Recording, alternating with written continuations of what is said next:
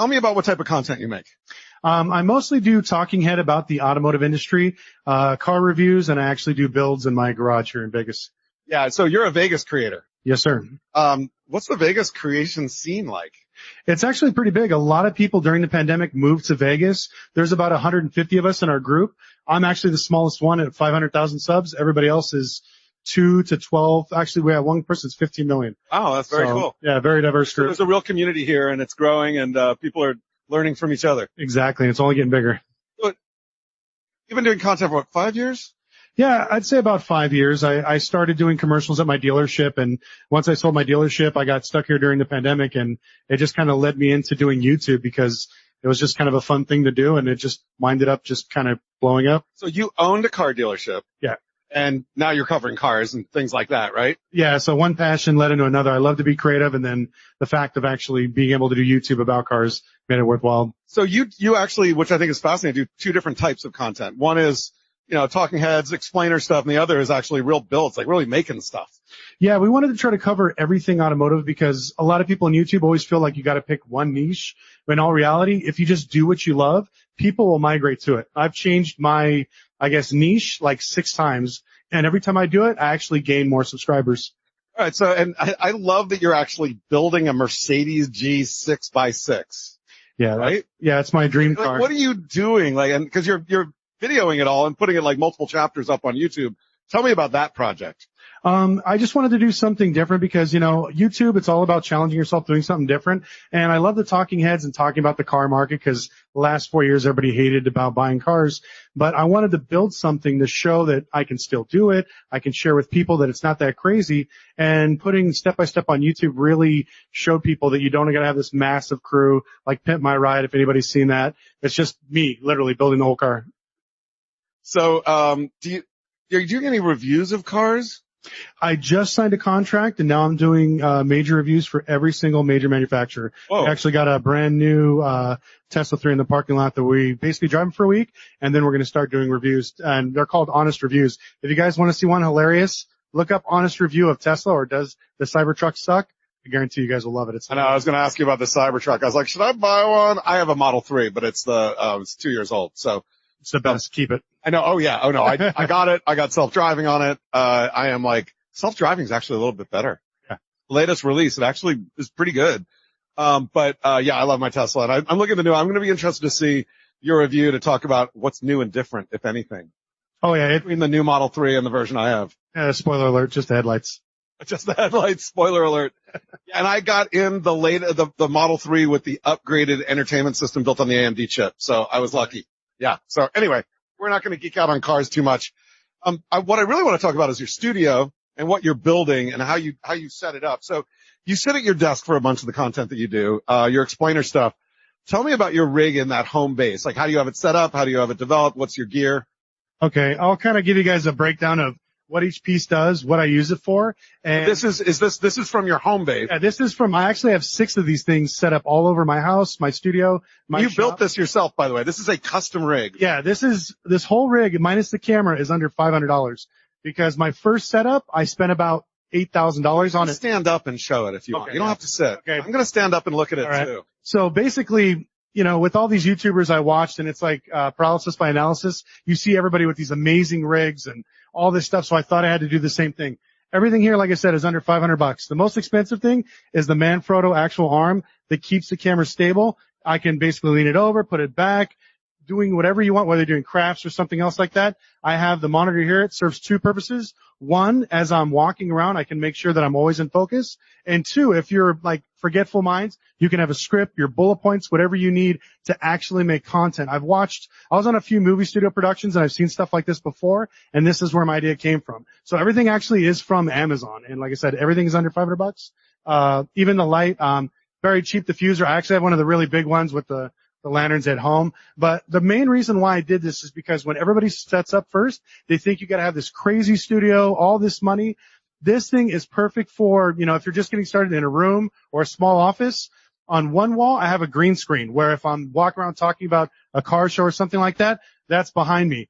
On my north-facing wall, I just spin it around the other way. And this one is my whiteboard where I can walk over numbers, everything else. I spin it the other way. And each wall in my room is a different setup. So within a 10 by 10 room, I have 4 different studios set up completely different. So this way I can do multiple things. I don't get bored. And the fact that I have all these in my studio, I put multiple cameras. I don't know if you guys like the DJI Osmo. Put it on here, set on auto tracking. You could walk all over the place and literally spend under $800 for a setup that will follow you from one spot to another. So if you watch any of my videos of me walking around car shows and stuff, believe it or not, it's with this. And so sometimes I'll just have one of my friends pull it behind me, or we just film in 4K and we just do a digital zoom. Wait, so you'll take this out of the field to a car show or something? Oh like yeah, that we did a review of I don't know if you guys know what a Pagani Huayra is, but it's like a $2 million car. We had it for like 30 minutes. And I had no camera guy because everyone knows they're flaky. And so I basically just brought this. They laughed, and I filmed everything in 4K and just did digital zoom through post. All right, let's talk about this gear. This is a Canon EOS. Is this your main camera? Yeah, so this is the camera that I use for majority of my stuff. I got about $12,000 in lenses, and I don't use any of them. Okay. I use basically the cheapest one. I paid like $250 for it used. Majority of the stuff I film now is actually on my iPhone, which is hilarious. Yeah. I feel like the more money I make on YouTube, the more basic my equipment gets. Will you put the iPhone on this rig as well? Yeah, I have an iPhone, and then I also use my Osmo that actually tracks me as I walk around. I used to have my gimbal from DJI, but that thing weighs like 1,000 pounds. But I did it because it was just very hard for me to find a camera guy. So I wanted to make it so simplistic that all I got to do is literally when I walk in, everything's through my Alexa. I just say, Alexa, showtime. This turns on, my screen turns on, all my lights come on for production. I don't do nothing else. And it's just set and forget it. And then this is a Rode microphone. Which Rode are you using here? This is the Pro 2, but I actually use my DJI 2 Maverick wireless. Yeah, those are the little ones that clip on, right? Yeah, everyone's using those. Yeah, this thing is amazing. I'll be honest with you. Definitely get these. It's worth the $300. Yeah, I have a pair from Anchor that are similar, but yeah, I hear the DJIs are better. But oh well, it was not when I did it. So this is a Manfrotto, which you said. Yeah, that's actually the most expensive piece out of all of this. How much is it? That part right there is like $150. Oh my gosh, I want. Yeah, and so everything else is fairly cheap, but once you get it, it's just like I said, it's just so simplistic to move around, shoot photos, screenshots, whatever else. All my thumbnails, literally, I do everything, and I have a remote where I control. Okay, so you have the Avenger here. Mm-hmm. What plugs into? I'm going to walk behind here. What plugs into this monitor? This is a nice little widescreen. Yeah, so I didn't want to bring the cables because I don't want to. No, but I just what do you plug in? It's HDMI directly to my camera, and this runs down through a block where I have about 6 plugins to control all the lights and everything else. And then this goes automatically to my computer. So I record everything on my actual iMac, not my computer. I mean, and you can switch the screen from your camera to a display view where you can have your notes or a teleprompter or whatever. Yeah, I do that. Like I kind of talk off the top of my head, but all my friends in our YouTube group all have this set up now, which is hilarious. And they all put their notes on one side or their PowerPoint, and then they'll have their actual face in there just to make sure that they're always in focus and they're getting good footage. Yeah, I talk off the top of my head too, but I do like having bullet points that I can look at. Yeah. Get around here without knocking it over. And then the light is just sort of a generic light. Yeah, that one's just a generic one. Like I said, I got one of the bougie ones. It's like a $6,000 light. Don't ever waste that much money. $6,000 light? I'm telling you, if I would have known this before, because I'm sure everyone's watched these videos like, if you want to be a good YouTuber, you got to reinvest. I don't know if I could say bullshit, but go ahead. It's bullshit. Don't waste your money. I mean, it's most of the top creators I know. One of our guys, if you guys know Graham Stephan, he uses a 12-year-old camera that's used that he bought from a pawn shop, and he's still, raking in $7-8 million a year. So it's like, I used to think it was all about the setup, but now it's just quality of content. So this whole thing is basically the lazy man setup. You just set it, forget it, and it just makes it so much more simplistic. I'm so taking a picture of that so I can do this when I get home. The other thing I think that's really cool is go pick that bag up over there. You brought it in that bag. Like this thing is not like a big heavy to do. He's like comes rolling in, basically came in through security at NAB and they're like, yeah, whatever. Come on in, dude.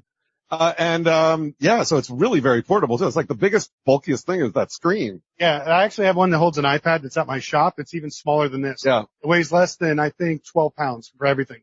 Now that one's all aluminum. It's a little bit expensive, but the reason why I use this one is because it's a professional grade C-clamp. It can hold up to 90 pounds. Oh, right. I can literally put a 45-inch monitor on this. So when I do my shop's about 10,000 square feet, back past the camera guy, I'll put my setup there and I'll walk around and do my videos and I'll be able to see how like small I look and if I'm actually in frame. Does anybody want to ask him a question about his magical mystery rig? Yeah, here, hold on. I'm going to come out there. Does the monitor have like 2 video inputs so you can run like your prompter and then video source? Yeah, this one actually does. It has the 2 inputs. You can do USB and HDMI, and it'll allow you to split it. Or if you run it straight through your computer, you can split it both through your actual screen on your Mac or PC. Cool. Any other questions before we move on? We're good. Oh, over here. Move in a little bit because you're right in front of the speaker, and I worry about feedback. Hi, Lucky. Thanks for doing this. So I'm sorry if I missed it, but do you use that monitor as a teleprompter? Yes. I kind of talk off the top of my head, but a lot of my friends that we set up to do the setup, all their talking points, it actually scrolls. There's an app you can get where as you look at the camera, it'll start rolling down through. So it's their teleprompter, it's their PowerPoint show, it's their notes, it's everything. So what's the app called? Like what? I think it's like Linux, not Linux. Oh my God, what is it called? I'm sorry, I don't know that one. That's because I never used it, so I kind of just go. But every once in a while, when I do deep dives like about the auto market or banking, I actually put notes through my Excel, and then I do a PowerPoint. Is there like a dedicated teleprompter, that you like better or no? No, I'll be honest with you, save your money, buy this, because the app is literally free, and you can scroll through on here. You can go over here and they'll sell you one for like $6,000 if you want. Okay, thank you. I will say people like the Elgato, the new Elgato, which is only a couple $100. I spent a couple $100 on a teleprompter and I want to sell it. So if anybody wants to buy my teleprompter, this is a much better, because I talk off the top of my head too. I usually don't teleprompt that much. And I got okay at reading the teleprompter, but I'm like much better just being myself. Yeah, but I think if you're new to YouTube and you want to get something done, this is a great thing for you to hit all your points and make sure you don't forget, so you don't have to revisit it 4 or 5 times. So your garage where you're doing this Mercedes build, garages can be boomy, right? There's not a lot of soft surfaces in those garages. Yeah. How do you, cause your shots look great. Do you have a jib? Do you have like, what do you do to kind of control the audio? Like what's your setup there as you're starting to, like he's building this like, what are you taking a Mercedes and putting like 3 axles and 6 wheels on it or doing something that's like really, you're like redoing the frame. I was watching one of the videos like, oh yeah, it's like, oh, like, what are you doing? Yeah, a lot of that stuff, unfortunately, I actually filmed with my iPhone, which is pretty hilarious. But and some of the other screenshots, I have these things set up all over where I have all the cameras simultaneously rolling, and then everything gets basically transferred to, I have a block that basically saves the data. And I just basically, as I'm walking around, I use my Bluetooth. This one's actually got the noise cancellation. It works really well. We'll go out shooting. I'll blow stuff up. We'll go on rallies where we drive like crazy supercars really fast. This thing bleeds out everything. It's amazing. And the noise canceling does a good job, huh? It's active and it really like keeps it in, huh? And you don't sound like a robot. Yeah, I've seen the ones where you worried about post and it sounds so horrible. I do want a little bit of the organic, like me banging on the hammer or cutting something. I want you guys to hear it. But at the end of the day, I know the audio I think is the most key thing. That's why I invest in these, because I got one of those, was it synthesizer mics? I think I paid like $2,800. Used it twice. Sell it. Don't waste it. Yeah. Facebook Marketplace. This thing is the best. What, so you don't have a jib. Do you have people working with you when you're in the, I do have a jib. I bought a used one. You have a jib. Okay. I thought I saw some jib shots. And I used it like maybe 5 times, 6 times. The company that I bought it before went out of business. I think they paid $70,000 for it. So I think if it really just depends on your content. Every time I thought that maybe I need to get better equipment, like level up your business, because I was a business owner first before I did YouTube, and that's what you're taught, like always reinvest in your business.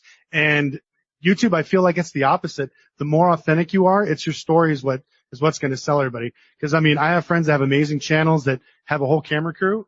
It's just basically, I'm just one idiot with a camera. I wish I could find a camera guy and an editor, but unfortunately, Vegas is still a little bit behind. That's just you. Yeah, just you. Well, you do great content, so you should totally check it out. So for all the gear that you have and everything you do, what's that one thing that they have to like pull out of your cold, dead hand before you release it? What's the one thing that you will not live without? I'd say probably would be the wireless mics, because once you have this set up and you get the lanyards, or excuse me, the lib mics, this plugs into your camera, this plugs into your phone. It's Wait, hold them up so people can, and the camera can see it. So this is, the small ones are from DJI. Probably the best investment I made out of all the. Matt has a microphone in it and you can clip that to your shirt or something, right? Yeah, I usually hide this behind me, and then I have have a lav mic, yeah. Yeah, they come through here, and you can bang on it with your collar. It doesn't make any noise. But from a creator standpoint, if you just want to get started, you can literally get this one piece that plugs into your iPhone. There's ones for the old ones and new ones, and that's really it. Once you have that, if you're shooting 4K, 60 frames per second, you'll get amazing shots. So does ISO record the audio on there too? Yeah, so this will actually record it internally and to your phone. So worst case scenario, if you walk too far or if you're doing a lot of turning around like what I do, you won't lose that signal. And if you do, you have a backup actually on the system. And that little box is a battery too, right? Yeah, and this is showing What it goes into, it's a battery. It's a really, really clever thing. All right, is there something that you really need that you don't have? You're like, oh my God, that's the thing I want. Like, did you see anything here at NAB or anything Oh else? yeah. I mean, to be honest with you, I saw, one of my friends, he paid, I think it was $108,000 for one of the large LED screens. God, that thing is $108,000. that was used. Wow. He got it at CES here in Vegas. And so he spends about 40 grand a month making videos on YouTube. And it's crazy. I think he gets maybe 2,000 views per video. I don't know why people spend that much money. It's insane. I would spend that money to play Zelda on it. Oh yeah, that's what I told him. I was like, Video games. Super Mario. Exactly. But I'd say I'd like to get something like that. So any tips, tricks for people starting out that want to do sort of similar stuff to what you do? I think the big thing, the fact is, don't get paralysis by analysis. When's the best time to start? Today. What should I use? The camera that's in your pocket. And if you don't know what you're actually going to film, you don't know your niche, just start filming. Since I've started, I must have changed 6 to 8 times. And everybody in my YouTube group, the exact same thing. We all have the exact same stories. We wish we would have started sooner. We should have just started filming. One thing I will tell you, take lessons for the Adobe Premiere and Final Cut. Because don't rely on anybody else to do the editing and everything else. Because everybody in our group, even the bigger YouTubers with like 10, 12 million, we all edit our own stuff, which is crazy. Yeah. So I think being self-sufficient is probably the most important thing. Having control over that's important. What do you use to edit with? I use Adobe. Use Adobe? Yeah. You've seen Adobe down here and what they're doing? Yeah, I went over there, checked out all the new stuff. It's super awesome. Talk about how you package your videos, thumbnails, headlines, things like that. How do you think about that? Oh, this is something I'll tell you guys this. Obviously YouTube's a search engine. If you're trying to think of what to film, YouTube will actually tell you. So if you're like, how to cook, just type it in how to cook and don't press anything afterwards. YouTube will fill in the blank, which is the most searched result out of anything. So every time I talk about cars, business, marketing, finance, I always type in those things. And right after that, it'll tell me what I need to make my next videos. So that'll be the first one. YouTube, thumbnails, I spend about 3 hours making them. And it's all about, I hate to say it, putting your face in it. If you watch my videos, I have the same stupid face over and over again. I don't know why. It's literally 110% click-through rate if I put my face in it. If I put cars, finance, whatever I'm talking about, it doesn't work. So if you get pretty good with Photoshop, I would say that'd be your best thing. Spend as much time as you can with your thumbnail. I'm the only one I know in our group that doesn't do their thumbnail and their title first and then the video. Almost everybody I know in our group actually does it that way. Are you doing horizontal and vertical at the same time? Like, are you posting on TikTok and Reels and Short? I just got a Snapchat show. I didn't know if that was like Snapchat show. Well done. Oh yeah. So if you guys are going to do this, look into that. They're making insane money. And I had no idea it even existed. I thought it was something like OnlyFans, but they actually have TV shows on Snapchat where you can Yes, they do. post long form content and the money is absolutely ridiculous. So I'm starting to shoot vertical. That's why I have this set up where my camera's on a ball. I can flip it and do verticals, or I can do regular. And then all my other cameras, my iPhone, everything else, I do the exact same thing. Wow. So when's your Snap show launching? It's next week. And who's it with? It's just me. It's you? Yeah, just Lucky Lopez on there. Just Nice. make sure you see my face. Because the other ones, I think there's like Lucky Lopez, Triple X, or Lucky Charms or something. Don't go to that one. Don't do that. What's your posting cadence? How often are you posting? I used to post 3 times a week, then I went down to 2 times a week, and I'm kind of find that's my happy spot because it's really about the quality of content, not the amount. Because I know a lot of YouTubers, you got to post every single day. And I did that for about 90 days. Didn't matter. Didn't change. I got less views. Once I did quality content, all of us in our group were all posting about 2 to 3 times a week. 3 times a week. Yeah. So talk about, it sounds like you're making money in a lot of different ways. You're getting paid to do a Snap show. You're doing now reviews. I assume you have brand deals and things like that. How do you handle the monetization side of your business? I think that's something that you guys need to learn ASAP. Talk to a manager. I know there's one somewhere over here. But I get paid like my AdSense. I get about 1.5, 1.8 million views every month, which I don't know. It seems like it's okay, but Google only pays me about $5,500, which is nothing. But my average brand deal is anywhere from $7,000 to $20,000. And most of these ones, I actually reach out to the brands. I didn't know how to get them, so I just started messaging everybody. Hey, I'm an automotive YouTuber. I love your brand. Love to talk about it. Is there something we can do? And I started searching out management agents to kind of help us grow our business. And I was actually shocked that I met Chris, our guy. Yep. You met. Great guy. He gives us brand deals. Never signed an exclusivity deal. I'm telling you right now, don't ever do it. Take deals from wherever you can. On all your messaging, your Instagram, your Facebook, YouTube, Snapchat, OnlyFans, whatever, always put your email for business. Because eventually the Google spiders run across there, they'll track it and they'll ship it out to all the, I guess, managers that are looking for people to push your product. How do you manage your community, your fans? What do you do to connect with them? I try to do a weekly Q&A session where I was like the only idiot still today. I answer almost every single one of my followers like comments.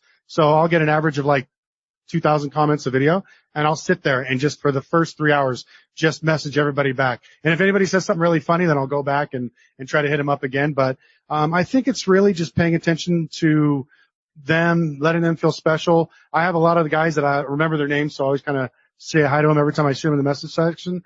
But I'd say building a community is second because there's a thing. I used to be in music. It's basically 1,000 fan rule. If you can get 1,000 fans to buy $100 worth of your stuff, you can make $100,000 for life. That's why the bands your parents used to listen to that nobody even knows the names of the songs are still very successful, still making money because as long as you capitalize on that, whether it's pictures, private content, I do Q&A classes, people will pay. One of my friends, I think they got 6,800 people paying $70 a week. Wow. Subscription to do his Q&A. It's insane. So it really blows my mind how people are really leveraging their community to not only take care of them, but also monetize it. How are you using AI in your process, if you are or are not? This is where I'm going to sound like a dinosaur. I don't believe in AI because at the end of the day, I've seen some really amazing videos. My friend Dylan, the stuff that he's doing, you can literally show me on the moon with a monkey on my back driving a Ferrari, and it'll make the video. But I feel like once we start going down that route, it's like the Mr. Beast theory. Remember, like the last 2 years, every idiot wanted to be Mr. Beast, and every video was just like bam, bam, bam, bam, bam. Absolutely hate it. Now, if you do retention editing, your viewership falls. It's like YouTube doesn't want to see that. And I think the next trend is going to be AI. Everybody's using that, and it's just like, but you could try it if you want. Okay, so you're doing video reviews. One last question for you, and then we're going to move on to Ronit and Sean down here. But should I buy a Cybertruck? No. Check out his video on the Cybertruck. It's pretty pointed. Definitely not PG-13. Why? What's wrong with it? What's wrong with the Cybertruck? I think the big thing with automotive is when they hype something up, everyone gets really excited. I don't know if you guys know the Supra and the NSX. They talked about it for like 5 years. When it finally came out, it went for stupid money. And then once people got it, they realized it wasn't that great. And as you can see, like Cybertrucks about 3 months ago, we're selling for $200,000. Then 190, then 180. How they're selling for MSRP. If anybody wants an allocation, I got 2 of them. They're more than welcome to have one. Nobody's buying them anymore. I think, and I called in that video and you guys can watch it, they're going to be 80 grand by next year. Wow. Mark my words. All right. Thank you very much, Lucky. You're going to be sticking around. Really appreciate it. We're going to get your gear off stage. Please give them a hand. We'll get your gear off stage. Going to bring Sean and Ronit up.